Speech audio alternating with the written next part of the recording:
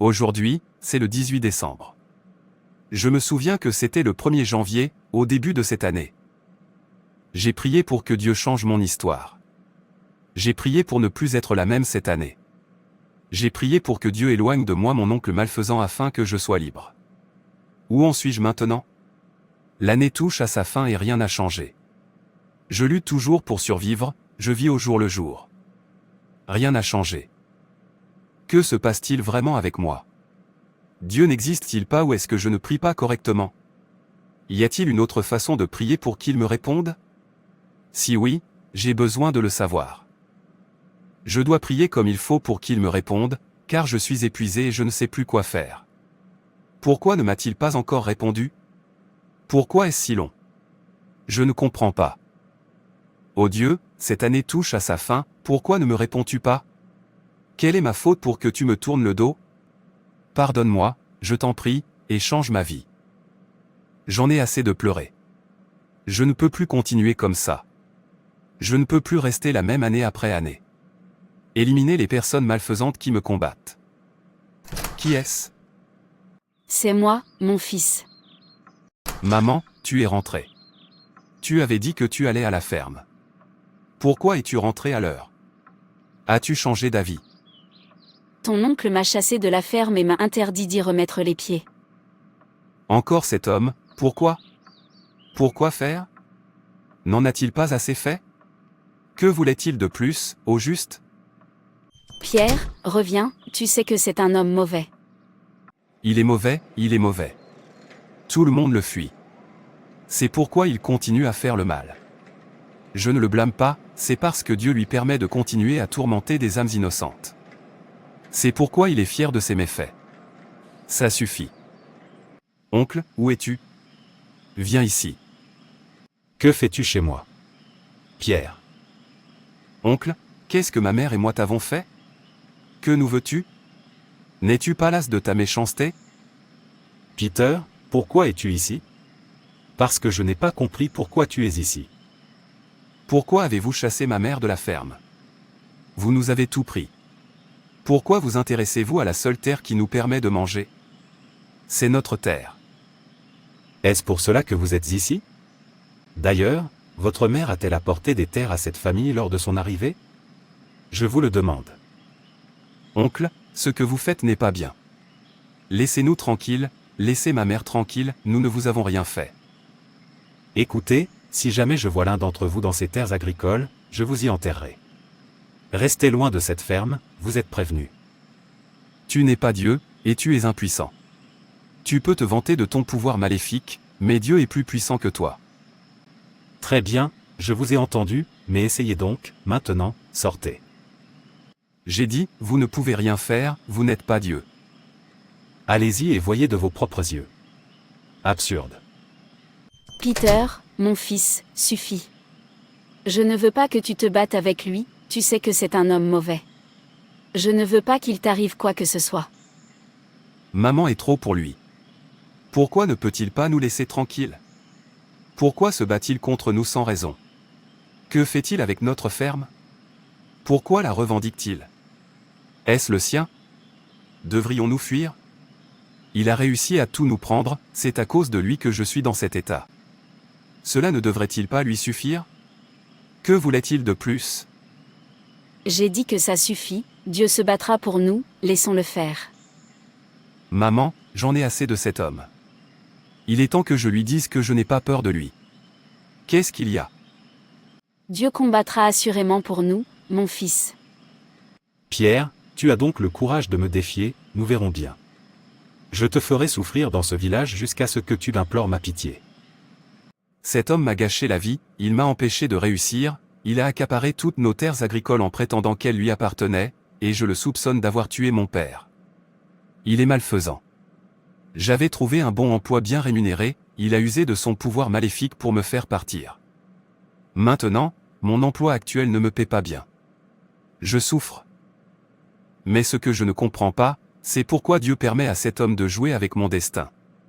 Pourquoi ne le tue-t-il pas? Pourquoi permet-il à des hommes mauvais comme mon oncle de tourmenter mon âme? Je ne comprends pas.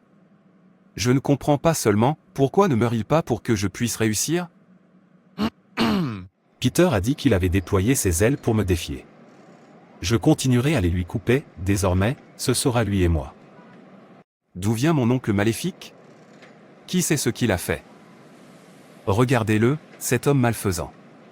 Mourir? Il a refusé de mourir. Bref, ce n'est pas mon affaire pour l'instant. Je dois filer au travail. Je suis en retard. Peter, le réalisateur vous cherche. J'espère qu'il n'y a pas de problème. Honnêtement, je ne sais pas, vous pouvez le découvrir par vous-même. D'accord, je serai là. Monsieur, vous m'avez appelé. Peter, vos services ne sont plus requis, vous pouvez partir. Mais monsieur, pourquoi? Que ai-je fait? Veuillez utiliser la porte. Je l'ai dit. Je savais que c'était mon oncle maléfique qui avait fait ça. Oh non, pourquoi cet homme se bat-il contre moi? Que Dieu le tue. Il fait obstacle à mon destin. Il s'assure que je ne sois rien. Peter, qu'est-ce que c'est? Je ne sais pas ce que j'ai fait à mon oncle, ni si je devrais aller le supplier de me laisser tranquille pour que je puisse enfin réussir, il ne cesse de me gâcher la vie. Mais ce que je ne comprends pas, c'est pourquoi Dieu lui permet de jouer avec mon destin. Regardez-moi, je n'avance pas. Tout ce que j'entreprends, il le détruit. Il surveille tout ce que je fais et s'assure que rien ne fonctionne. Que dois-je faire? Pourquoi Dieu lui a-t-il donné le pouvoir de tourmenter mon destin? Pierre, ne dis pas ça. Nul n'a de pouvoir sur ton destin, seul Dieu le peut. Seul Dieu le peut, et pourtant, où que j'aille, il est là où utilise son charme maléfique pour me détruire. Tout ce que j'entreprends, il le détruit. Rien de ce que je fais ne fonctionne. À mon âge, je n'ai rien accompli. Mon oncle continue de me persécuter. Où est Dieu? Pourquoi permet-il qu'il continue à me faire souffrir? Pierre, Dieu n'est pas un homme, il ne ment pas, ne change pas d'avis et tient toujours ses promesses. Nombre 23, verset 19. Ces paroles s'accompliront assurément, et notre destin est entre ses mains, nul ne peut y toucher. Alors pourquoi laisse-t-il mon oncle gâcher ma vie? Pourquoi Dieu ne peut-il pas le tuer? Il est mauvais, il empêche les innocents de vivre en paix et de réussir. Il devrait mourir. Pourquoi est-il encore en vie? Il y a 3 raisons pour lesquelles Dieu permet à votre ennemi de croire qu'il vous combat et qu'il est en train de gagner. L'une des raisons est que ce n'est pas encore votre heure. En effet, afin de vous préserver de ce que nous appelons le destin, Dieu permet à votre ennemi de jouer avec vous jusqu'à ce que votre heure soit venue, car il sait que si vous possédez le pouvoir avant que le moment ne soit venu, vous risquez de périr avec lui ou de lui tourner le dos, ce qui vous éloignerait de son dessein pour votre vie.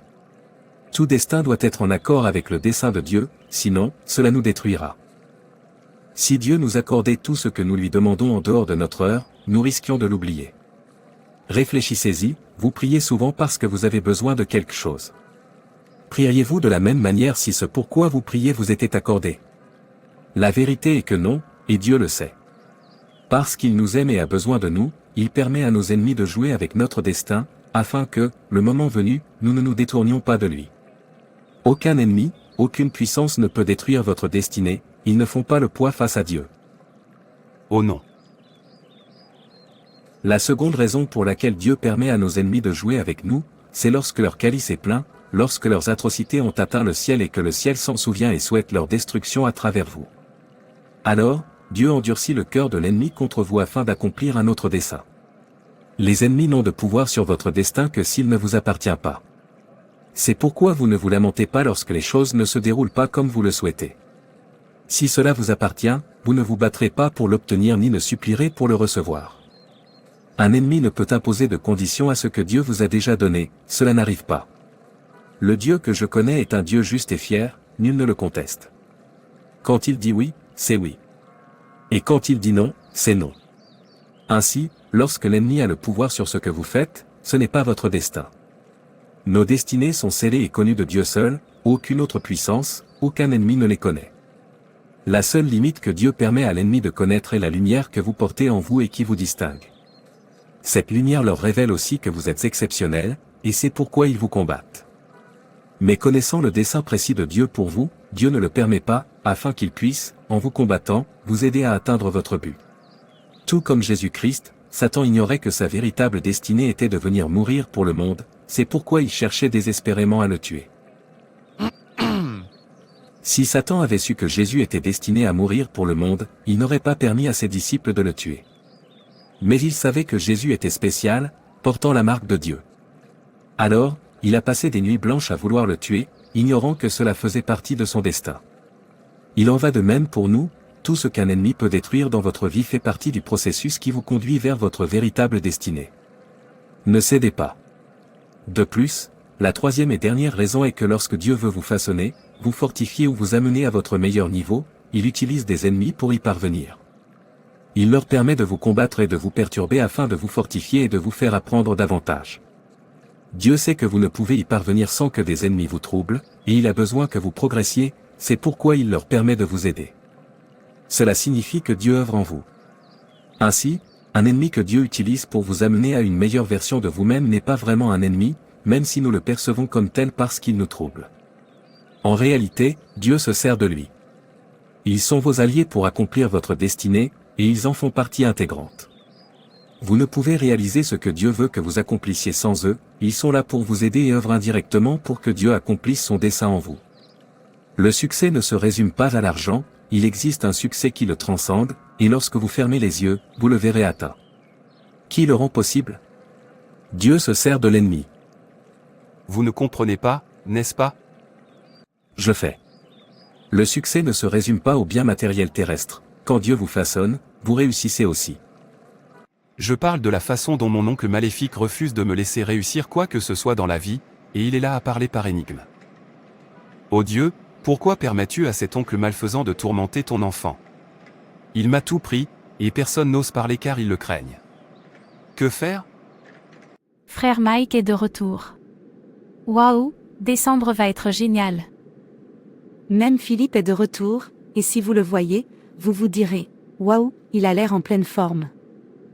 Mike se porte bien lui aussi. Saviez-vous également qu'il est revenu avec la femme qu'il veut épouser? Oui, j'ai entendu dire qu'il va vraiment bien maintenant. C'est Jean. Peter, je suis là pour te voir. Mike, qu'est-ce que c'est? Je vais droit au but, tous les jeunes de ce village ont convenu de cotiser $20 chacun, et j'ai été désigné pour collecter l'argent, c'est pourquoi je suis venu récupérer le vôtre. À quoi sert cet argent? Je veux savoir. Oh, j'avais oublié que tu n'étais pas venu à la réunion. L'argent est destiné au sacrifice. Que voulez-vous dire par là? Du calme, laissez-moi vous expliquer. Nous cotisons pour acheter une chèvre afin d'apaiser les dieux de notre terre, pour notre propre bien. Je croyais vous l'avoir répété maintes fois, je ne fais pas de telles choses. Je suis chrétien. J'appartiens au Dieu qui a créé le ciel et la terre. C'est lui que j'ai choisi et que j'adorais. Pierre l'oublie.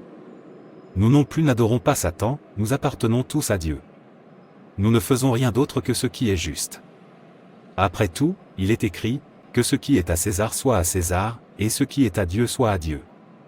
Matthieu 22, verset 21. C'est tout ce que nous faisons, cela n'empêche personne d'adorer le vrai Dieu. Rendez simplement aux dieux ce qui leur appartient, c'est tout. Je suis désolé de vous décevoir, ma Bible me dit dans Exode 20, verset 3, « Tu n'auras pas d'autre Dieu devant ma face », et dans Luc 16, verset 13, « Nul serviteur ne peut servir deux maîtres. Car, ou il haïra l'un et aimera l'autre. Vous ne pouvez servir Dieu et l'argent. Choisissez aujourd'hui qui vous voulez servir. Quant à moi et à ma famille, nous servirons l'Éternel. » Josué 24, verset 15, « Je ne me prosternerai devant aucun autre Dieu, je ne contribuerai pas à leur existence et je ne leur offrirai pas de sacrifice, je ne le ferai pas. J'ai choisi le Dieu vivant. » Pierre, écoute, ce n'est pas toi qui accompliras le sacrifice, nous le ferons. Tu n'es pas obligé de venir si tu ne le souhaites pas, donne-nous simplement ton argent, et nous le ferons pour toi. Quelle est la différence entre la personne qui tue et celle qui a envoyé la personne tuée? Vous pouvez constater qu'il n'y a aucune différence. Je ne contribuerai pas, et c'est définitif. Et s'il vous plaît, chaque fois que vous vous produisez ou contribuez à apaiser ces choses que vous appelez Dieu, comptez sur moi pour ne pas y participer. Pierre, arrête de te leurrer, ne laisse personne te détourner de ta propre tradition. Tu n'es pas plus chrétien que nous, nous aussi sommes chrétiens, et pourtant nous n'oublions pas nos racines, qui sont notre tradition. Ma décision est prise. Je choisis Dieu. Je choisis Jésus. Je choisis le Saint-Esprit. Car il est écrit dans Jérémie 10, verset 11, « Vous leur direz, les dieux qui n'ont pas fait les cieux et la terre, ils disparaîtront de la terre et de dessous ces cieux. Car tous les dieux des nations sont des idoles, mais l'Éternel a fait les cieux. » Psaume 96, verset 5. Faites comme vous voulez. Oh non. Ô Dieu, que se passe-t-il? Ont-ils raison? N'existes-tu pas? Pourquoi ne reçois-je aucune réponse? Pourquoi semble-t-il que ce soit eux qui agissent correctement? Regarde-les réussir, et regarde-moi, ton enfant, souffrant, pleurant depuis des années. J'ai si honte, j'ai le sentiment d'avoir commis une erreur en te déclarant avec arrogance mon Dieu, même lorsque tous m'ont abandonné pour apaiser les dieux. Je suis resté à tes côtés. Pourquoi m'as-tu abandonné? Pourquoi suis-je celle qui souffre? Regardez qui nous avons là, frère Pierre. Quoi de neuf? Mike, j'ai entendu dire que tu viens de revenir. Ouais, mec, je suis venu superviser la construction de ma maison et m'y installer. Oh, vous construisez une maison. Félicitations. Bien sûr, mon frère, tu sais que je compte me marier, alors je dois construire une belle maison pour que ma famille ait un endroit confortable où vivre. Vos projets sont sympas. Et vous? Êtes-vous marié? Autrement dit, comment ça se passe au village? Puisque vous résidez toujours au village, comment est la vie villageoise? Je vais bien. On se reparle plus tard. J'étais pressé de finir quelque chose à la maison, je dois y aller. À plus tard. D'accord, mon pote, et fais vite, je repars dans 2 semaines. Mes conteneurs arrivent bientôt, je dois aller les attendre. Pas de problème, je comprends. Je vais partir maintenant. Oh non, que vais-je lui répondre? Il m'a raconté son histoire à succès. Que vais-je bien pouvoir lui raconter? Dois-je lui dire que je suis toujours la même, alors qu'eux ont tous changé? Dois-je lui dire que mon Dieu n'exauce pas les prières? Que dois-je lui dire, puisqu'il me raconte sa propre histoire? Mon fils, tu es rentré à l'heure. Je serai à l'intérieur. Il a l'air inquiet, l'ont-ils renvoyé? Ô Dieu, tu ne m'as pas répondu. Quand mes pères me racontent leur réussite, quelle histoire dois-je leur raconter? Mon fils, dis-leur combien il est doux de connaître Dieu, dis-leur que tu as l'assurance de ta véritable demeure. Dis-leur que ton éternité au ciel est garantie. Dis-leur que rien n'est plus agréable à l'âme que de savoir qu'on est en paix avec Dieu. Dis-leur que ton Rédempteur vit et qu'il ne t'abandonnera jamais. Dis-leur de venir vite avant que la porte de la grâce ne se ferme. Maman, ça suffit, je t'en prie. J'en ai assez entendu. Quand va-t-il me prouver qu'il est vraiment vivant? Tant que vous n'aurez pas compris le véritable sens de votre existence. Tant que vous n'aurez pas compris que Dieu recherche ceux qui sont prêts à l'adorer dans la douleur, la maladie, le tourment et quelle que soit leur situation.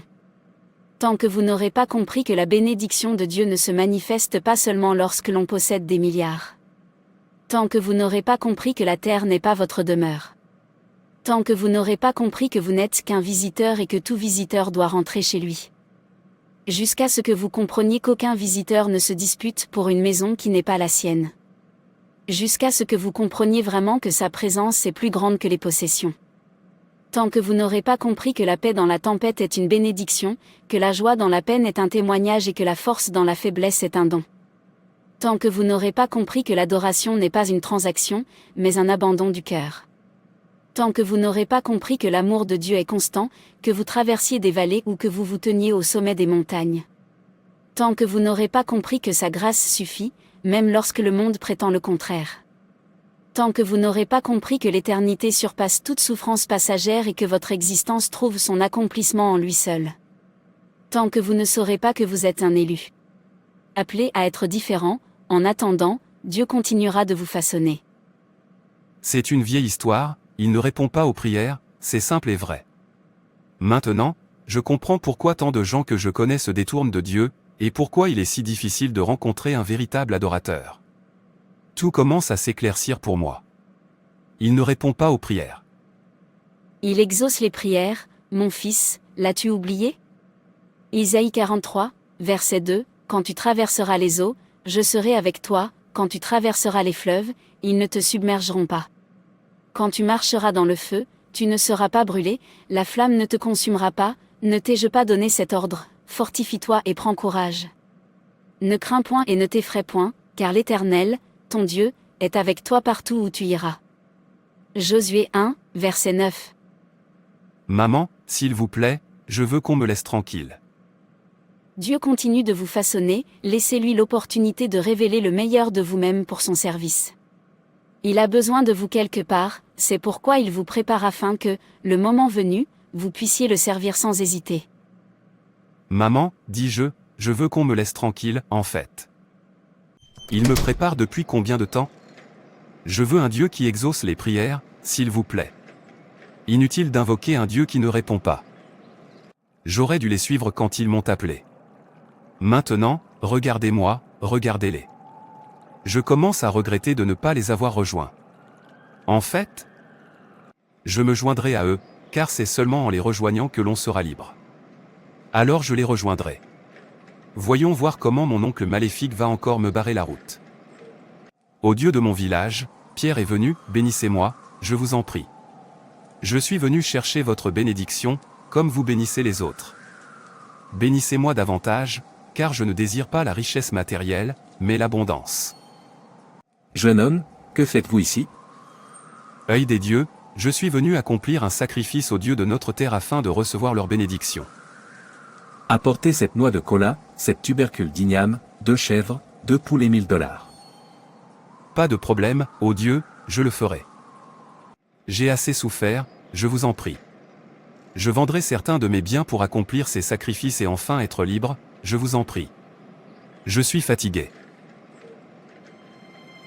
Peter, dépêche-toi de descendre cette charge pour pouvoir en porter une autre, nous devons finir de décharger avant l'arrivée du propriétaire. Je suis fatigué, s'il vous plaît. Je n'ai pas le droit de me reposer parce que je cherche de l'argent? S'il vous plaît, je veux me reposer. Oh non. Cela fait 3 ans que j'ai accompli tous les rituels et sacrifices aux dieux de notre terre, selon la coutume. Pourquoi les choses empirent-elles? J'ai perdu toute paix et je vis dans la peur de la mort car je sais où je me retrouverai si quelque chose m'arrive, et pourtant rien n'a changé. Suis-je maudit ou quoi? Je suis épuisé. Je pensais être libéré de mes souffrances après avoir accompli le sacrifice aux dieux de notre terre. Peter, qu'y a-t-il? Pourquoi t'assieds-tu au lieu de descendre la charge pour pouvoir en porter une autre? S'il vous plaît, je suis fatigué et je veux qu'on me laisse tranquille. Il n'y a rien de tel que de dire « j'en ai marre de ce boulot ». Je vous l'ai dit dès votre arrivée, quand vous avez supplié qu'on vous embauche, ce boulot, c'est de la main-d'œuvre. Vous avez dit avoir la force. Alors, que se passe-t-il maintenant? Levez-vous et mettez-vous au travail, vous n'avez pas fini de porter la charge. Nous devons terminer avant l'arrivée des propriétaires. J'ai dit que j'étais fatigué et que je voulais qu'on me laisse tranquille. Êtes-vous sourd? Ne comprenez-vous pas? Si vous êtes de pierre, je ne le suis pas, laissez-moi tranquille. Peter, j'en ai assez pris de toi. Lève-toi et mets-toi au travail. Pourquoi te manges-tu toujours toi-même? Réponds-moi. Y a-t-il un seul moment où tu ne veux pas être seul?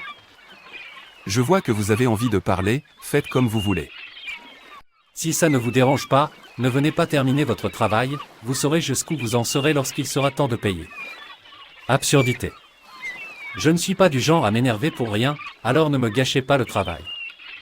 N'utilisez pas votre colère pour gâcher le mien, car je ne suis pas contente non plus. Si ces gens-là viennent et refusent de nous payer parce que nous n'avons pas fini, oh non, vous verrez ce que je vais faire. Oh Dieu, pourquoi moi? Quelle vie est-ce là? J'ai dit que je voulais qu'on me laisse tranquille, il n'arrêtait pas de me déranger. Je ne lui en veux pas, sans ma condition, porterai-je le fardeau des autres avec lui? Sans mon oncle malfaisant, qui m'empêche de réussir dans la vie, serions-nous égaux? Pourquoi pleures-tu au lieu de confier tes problèmes à Dieu? Quel Dieu? Celui qui exauce les prières, c'est à lui que je veux prier. Vous parlez avec désespoir. Dieu a-t-il changé? Il demeure le Dieu d'Élie, le Dieu qui répond par le feu. Je ne crois pas à ces histoires, ce sont des histoires inventées. Si elles étaient vraies, il m'aurait déjà répondu. Mon oncle malfaisant, qui refuse de me laisser réussir, serait mort depuis longtemps, alors changeons de sujet. Nous savons tous qu'il ne répond jamais aux prières, arrêtons de nous leurrer. Le souffle que tu respires, combien l'as-tu payé? La paix dont tu jouis, combien l'as-tu payé? Ta vie, combien as-tu payé pour la conserver jusqu'à présent? Le soleil qui se lève chaque matin, la lune qui éclaire la nuit, la force de tes os, la vue de tes yeux, combien les as-tu payés? L'amour qui t'entoure, la miséricorde qui te protège, la grâce qui te soutient, l'espoir qui t'élève, combien les as-tu payés? Sais-tu que certains pourraient payer une fortune pour les obtenir, mais n'y parviennent pas? Alors, toi qui en jouis, combien les as-tu payés? Ce sont toutes des réponses à des prières. Dieu répond aux prières. Inutile de murmurer, de désespérer ou de s'aigrir simplement parce que votre désir n'est pas comblé. Après tout, si vous recherchez désespérément ce que vous désirez, c'est parce que vous menez encore une vie que vous ne pouvez pas vous permettre. Si tel est le cas, son silence n'est pas un refus, cela signifie qu'il faut attendre le bon moment, sinon ce n'est pas bon pour vous. Et lorsque votre Père vous dit, « Mon enfant, cela n'est pas bon pour toi », vous ne refusez pas de l'adorer. Il sait ce qui est le mieux pour vous. Vous avez été créés pour adorer Dieu. L'adoration n'est pas une question de richesse, ni de compter des milliards, ni de profiter du confort des périodes faciles. L'adoration est gratitude. L'adoration est abandon. L'adoration, c'est dire, « Seigneur, je te remercie pour le souffle, pour la paix, pour ta grâce, pour la vie. » Car ces bénédictions ne se mesurent pas en argent, mais en miséricorde. Non pas en possession, mais en présence. Non pas en richesse, mais en relation. Alors, élevez la voix dans la vallée, levez les mains dans la tempête, et proclamez sa bonté dans l'épreuve, car il en est digne. Dans la douleur, dans la maladie, dans le tourment, dans la joie. Tant que vous n'aurez pas compris cette vérité, vous ne comprendrez pas votre existence. Mais lorsque vous l'aurez comprise, vous trouverez la liberté, vous trouverez la paix, et vous trouverez Dieu. Ô Dieu, pardonne-moi, j'ai décidé de laisser ta volonté guider ma vie. Je te suivrai en toutes circonstances. Merci de m'avoir choisi. Bienvenue à nouveau dans la famille de Dieu. Je comprends maintenant, il m'a déjà donné tout ce dont j'ai besoin. Celui que je désire est encore entre ses mains, nul ne peut décider du destin d'un enfant de Dieu. Où est-il? Où est-il? Que se passe-t-il? Pourquoi ces policiers sont-ils partout? Ils recherchent Mike, ils disent que c'est un trafiquant de drogue. Quoi? Oh non, est-ce à ce genre de personne que je me compare? Pardonnez-moi, mon Dieu. Oui, qui cherchez-vous? Je cherche Peter. C'est moi, j'espère qu'il n'y a pas de problème. Je m'appelle David, du service des voyages internationaux. J'ai le plaisir de vous annoncer que votre demande de visa a été approuvée. Félicitations pour cette formidable opportunité. Quoi? Comment ça se fait? Ça fait des années. Préparez-vous à un nouveau chapitre à l'étranger. C'est tout pour aujourd'hui. Ne t'inquiète pas, je suis bien préparé, je ne te décevrai pas là-bas. Merci Jésus. Depuis que tu as tourné le dos à Dieu à cause de tes désirs terrestres, où en es-tu? Comment te sens-tu en ce moment? Toujours peur de la mort, n'est-ce pas? La vie n'est pas un long fleuve tranquille, c'est un chemin sinueux, parsemé d'épreuves, de revers et de moments où le poids du monde semble insupportable. Parfois, le découragement nous murmure à l'oreille, nous incitant à abandonner, à cesser d'essayer, à croire que nos efforts sont vains, ou que Dieu ne nous répond pas. Mais la parole de Dieu dit dans le psaume 34, versets 17 et 18, « Les justes crient, et l'Éternel les entend, il les délivre de toute leur détresse. L'Éternel est près de ceux qui ont le cœur brisé, et il sauve ceux qui ont l'esprit abattu. » Es-tu découragé? N'aie pas peur, car je suis avec toi, ne sois pas effrayé, car je suis ton Dieu. Je te fortifierai, je t'aiderai, je te soutiendrai de ma droite victorieuse. Ésaïe 41, verset 10. Pourquoi donc nous décourager, puisque Dieu veille sur nous?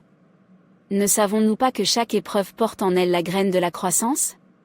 Le découragement est passager, mais les leçons qu'il nous enseigne sont éternelles. Il aiguise notre résilience, fortifie notre caractère et nous prépare aux victoires à venir. Alors dis-toi, pourquoi, mon âme, es-tu abattue? Pourquoi gémis-tu en moi? Espère en Dieu, car je le louerai encore, mon Sauveur et mon Dieu.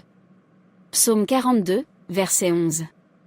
Et souviens-toi, les nuits les plus sombres font briller les étoiles les plus éclatantes. Quand tu as envie d'abandonner, fais une pause et réalise que ta victoire est peut-être à portée de main. Le silence que tu entends n'est pas un abandon, c'est une préparation. Le retard que tu rencontres n'est pas un refus, c'est une indication. Alors relève-toi. Continue d'avancer. Continue de croire. Tes rêves méritent les efforts, ton avenir mérite le combat et ta vie mérite tout le courage que tu peux rassembler. Ne laissez pas le découragement vous définir. Laissez-le vous affiner. Et lorsque vous regarderez en arrière, vous verrez que les moments même qui semblaient devoir vous briser sont ceux qui vous ont construit. Merci d'avoir regardé. N'hésitez pas à vous abonner, à aimer et à partager. Que Dieu vous bénisse. N'oubliez pas, Jésus vous aime vraiment.